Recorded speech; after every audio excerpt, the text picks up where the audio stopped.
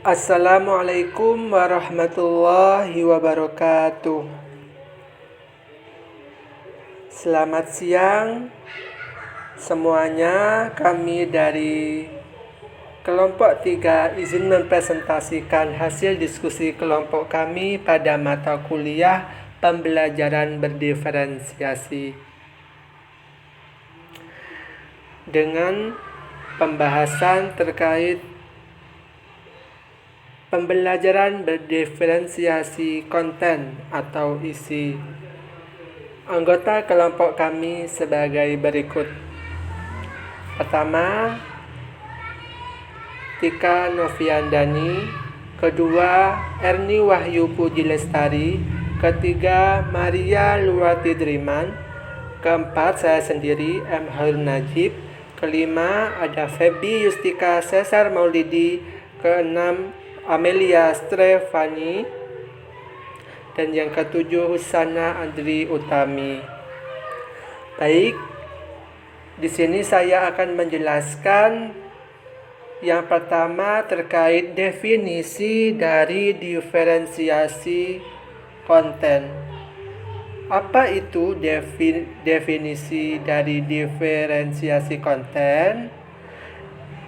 Jadi, diferensiasi konten merupakan suatu modifikasi yang dilakukan oleh guru berkaitan dengan apa yang akan dipelajari oleh peserta didik dalam proses pembelajaran.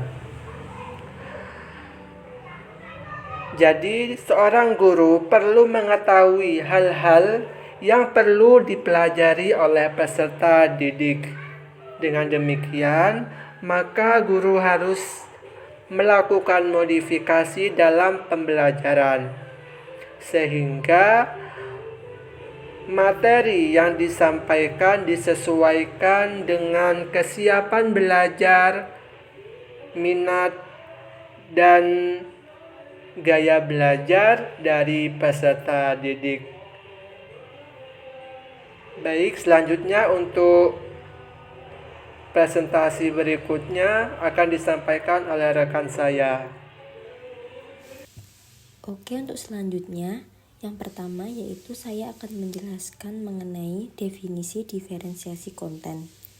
Diferensiasi konten sendiri yaitu merupakan seorang pengajar melakukan diferensiasi yang berkaitan dengan apa yang akan dipelajari peserta didik dalam proses pembelajaran. Kemudian, seorang pengajar perlu untuk dapat mengetahui hal-hal yang perlu untuk dipelajari oleh setiap peserta didiknya. Jadi dengan demikian, pengajar perlu untuk melakukan modifikasi metode pembelajaran yang terkait. Di diferensiasi konten yang diajarkan kepada peserta didik sebagai tanggapan dari kesiapan belajar peserta didik, minat atau profil belajarnya yang meliputi visual, auditori, maupun kinestetik atau bahkan bisa kombinasi dari ketiganya. Yang kedua yaitu mengenai definisi konten. Konten merupakan materi yang diajarkan atau disampaikan pada peserta didik dengan mempertimbangkan pemetaan kebutuhan belajar peserta didik, baik itu dalam aspek kesiapan belajar, aspek minat peserta didik, dan aspek profil belajar peserta didik atau kombinasi dari ketiganya. Konten merupakan bagian dari proses pengajaran yang harus dilakukan oleh siswa. Selanjutnya ada 3 hal yang harus dipertimbangkan oleh seorang guru dalam menerapkan diferensiasi konten.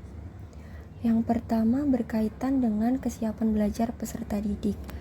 Kesiapan belajar sendiri adalah kemampuan awal peserta didik sebelum proses pembelajaran berlangsung.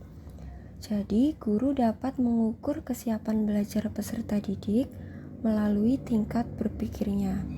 Misalnya, apakah peserta didik berada pada tingkat berpikir konkret atau pada tingkat berpikir abstrak. Lalu yang kedua berkaitan dengan minat belajar peserta didik. Jadi, sebelum menerapkan diferensiasi konten, guru juga harus mengetahui minat belajar peserta didik terlebih dahulu.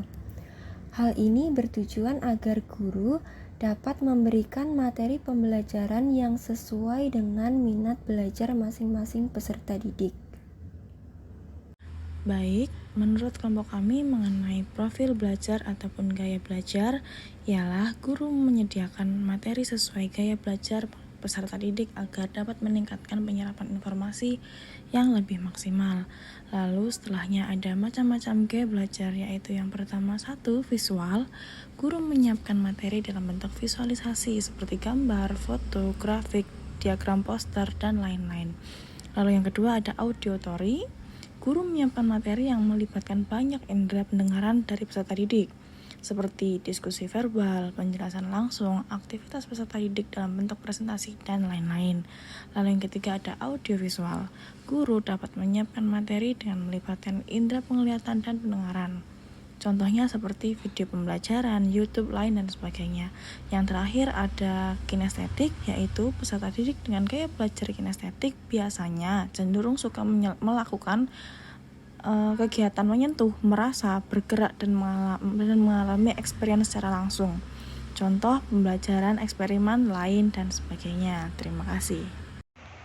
Selanjutnya yaitu penjelasan tentang kesiapan belajar peserta didik yang berkaitan dengan tingkat berpikir konkret.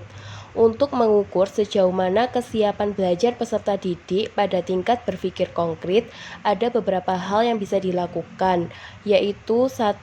Guru menyiapkan materi yang berkaitan dengan fakta atau prinsip.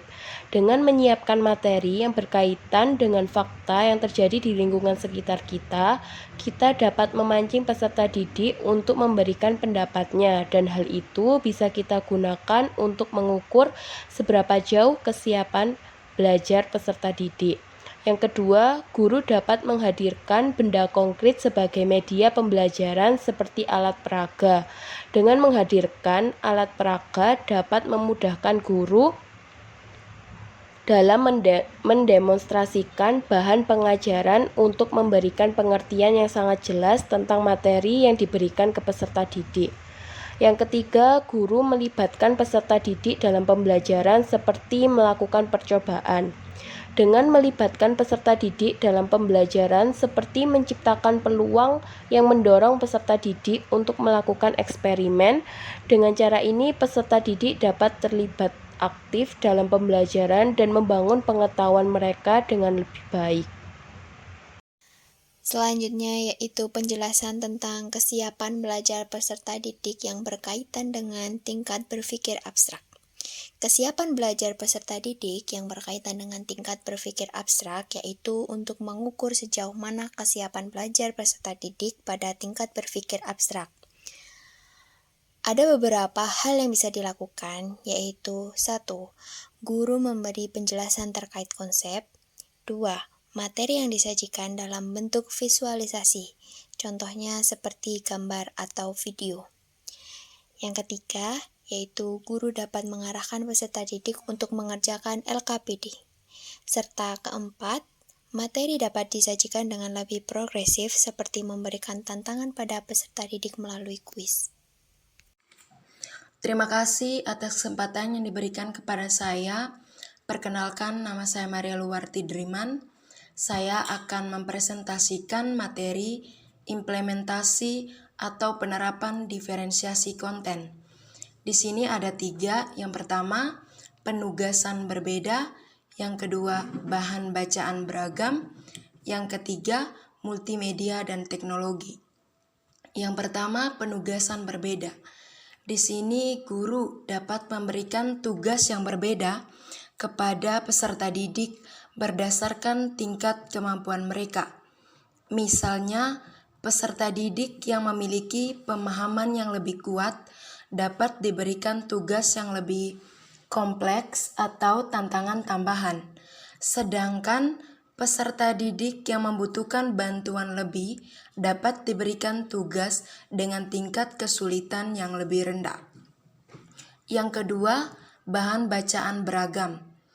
Guru menyediakan berbagai sumber bahan bacaan dengan tingkat kesulitan yang berbeda. Hal ini bertujuan agar peserta didik dapat memilih materi sesuai dengan tingkat kemampuan membaca mereka. Guru dapat menggunakan buku teks, artikel, cerita pendek, atau bahan bacaan lainnya yang sedang dipelajari. Yang ketiga, multimedia dan teknologi. Guru dapat menyediakan sumber daya multimedia seperti video, audio, atau presentasi yang menggambarkan konsep yang diajarkan dengan cara yang berbeda. Hal ini membantu peserta didik dengan gaya belajar yang berbeda untuk memahami materi secara lebih baik.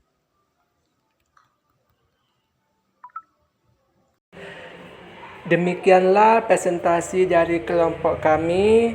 Terima kasih atas perhatiannya. Semoga materi yang kami sampaikan dapat bermanfaat untuk kita semua.